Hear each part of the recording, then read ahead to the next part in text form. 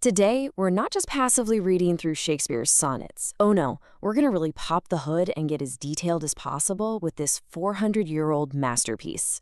So here's our roadmap for today. We'll start with the blueprint of a sonnet, move on to the three targets, then dive into themes of love and decay. After that, we'll hit the greatest hits and wrap it all up with anomalies and unsolved mysteries. 154. When we talk about the sonnets, we're dealing with an absolutely massive scale of work. This historic edition, published in 1609 by Thomas Thorpe, contains exactly 154 individual poems. Think about that for a second. It's a monumental collection, basically representing a lifetime of incredibly detailed, meticulous poetic exploration. Okay, let's dive right into section 1. The blueprint of a sonnet. We're talking form and structure. You really have to think of a sonnet almost like a 14-line game with a fiercely strict, highly detailed set of rules. It's broken down into 4 distinct steps. The first 3 are your quatrains, meaning 4-line stanzas. In step 1, quatrain 1, the rhymes alternate, A-B, A-B. Step 2 brings in new alternating rhymes, CDCD. Step 3 keeps that rhythm going with EFEF. It builds this really hypnotic, repeating logic. But step 4? That is where the magic happens. It's a 2-line couplet rhyming GG. This final couplet is absolutely crucial. It acts as the resolution or, the twist ending.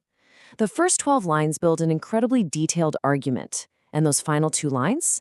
They completely reframe the whole shebang or drive the point home. Now, fueling that 14-line structure is a very specific engine, and you know it well, iambic pentameter. This is the exact rhythmic structural meter of these lines. Iambic just means a 2-syllable beat where the first is unstressed and the second is stressed. Da-dum. Pentameter means you get exactly 5 of those beats per line. Da-dum, da-dum, da-dum, da-dum, da-dum. 10 syllables total. It's literally the heartbeat of Shakespeare's work. It provides this steady, mathematical pulse right underneath all that intense, chaotic emotion. Moving on to section 2, the 3 targets. Who exactly are these poems for? Now, what's really interesting here is that we can methodically map out these 154 poems by their intended recipient. The vast majority of them, sonnets 1 through 126, are addressed to a young man scholars refer to as the fair youth. Then we see a huge shift. Sonnets 127 through 152 are addressed to a woman famously known as the Dark Lady. And then, those last 2 lingering poems, 153 and 154, they aren't addressed to a real person at all. They're actually adapted from an old Greek epigram tradition about Cupid. It's a fascinating, highly detailed structural division that frames the entire collection. Section 3. Themes of love and decay. Let's get into the thematic soul of the work. So the crucial point is that Shakespeare was utterly obsessed with one central, terrifying conflict: time and mortality battling against poetry. And this resonates because, it's a universal human fear, right? The agonizing knowledge that everything beautiful inevitably fades. But Shakespeare offers 2 incredibly detailed defenses against death. The first is immortality through verse, the idea that the subject lives forever as long as people keep reading the poem. The second, which is explicitly detailed in sonnets 1 through 17, often dubbed the Procreation sonnets, is that having children is the ultimate hedge against death. He's basically begging the fair youth to reproduce so that his beauty outlives his inevitable aging. It's also wild how drastically the emotional tone shifts depending on who he's writing to. The fair youth sequence is generally filled with his highly idealized love, focusing on those noble themes of procreation and immortality. But juxtapose that with the Dark Lady sequence. Oh man, the emotional register plummets straight into the shadows here.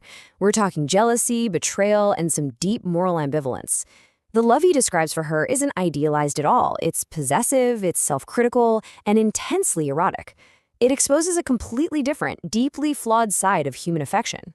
All right, section 4, the greatest hits. Let's look at the most studied works. You almost certainly know this one by heart. Sonnet 18 kicks off with that legendary opening. Shall I compare thee to a summer's day? It is the ultimate immortalization poem. The poet basically concludes that, actually, no, the subject is way better than a summer's day. Because summer is brief, it fades. But the subject's beauty, that is going to be locked forever inside the lines of this very poem. And this brilliantly illustrates our next great hit, the ultimate manifesto on commitment, Sonnet 116. Love is not love which alters when it alteration finds. This is arguably the most intensely studied sonnet on the nature of loyalty. It makes this incredibly detailed argument that true love is an absolutely fixed mark. It doesn't bend, it doesn't change when circumstances shift, and it stands completely defiant against time itself. But then we pivot to Sonnet 130, which sharply, and I mean sharply, contrasts with all those idealized expectations. My mistress's eyes are nothing like the sun. Shakespeare totally flips the script here. Instead of comparing his lover to goddesses and celestial bodies, he humorously and in vivid detail lists out all her flaws. Her breath reeks, her hair is like black wires. But the twist couplet at the end, it declares his love is just as rare and true as any of those poets who use false, exaggerated comparisons. It is wonderfully grounding. Of course, we can't ignore the other heavy hitters in this collection. We've got Sonnet 129 opening with the expensive spirit in a waste of shame, which is a brutal, highly detailed look at lust. There's Sonnet 55, not marble nor the gilded monuments, giving us another powerful claim for poetry's endurance. Sonnet 73, that time of year thou mayest in me behold, is a stunning, melancholy reflection on aging. And then Sonnet 138, when my love swears that she is made of truth, which dives right into the complex, mutually accepted lies that can actually sustain a long-term relationship. Let's move to and see how this builds into Section 5, Anomalies and Unsolved Mysteries. So, remember that strict 14-line rule we established earlier? Well, Sonnet 126 violently breaks it. It has exactly 12 lines. No way, right?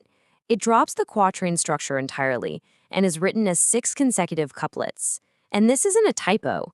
This detailed structural anomaly is placed very deliberately to mark the abrupt, jarring end of the fair youth sequence right before we transition to the dark lady. There's one other major structural exception that you absolutely need to know about. Sonnet 145 completely drops a beat. It is not written in iambic pentameter. Instead, it's an iambic tetrameter, meaning only 4 beats per line. Da-dum, da-dum, da-dum, da-dum.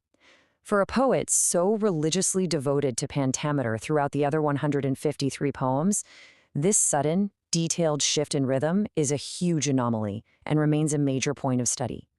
Which brings us to the great enduring historical question, who actually were these people? The 1609 edition includes an authorship dedication to a Mr. W.H., whose identity is still a total mystery.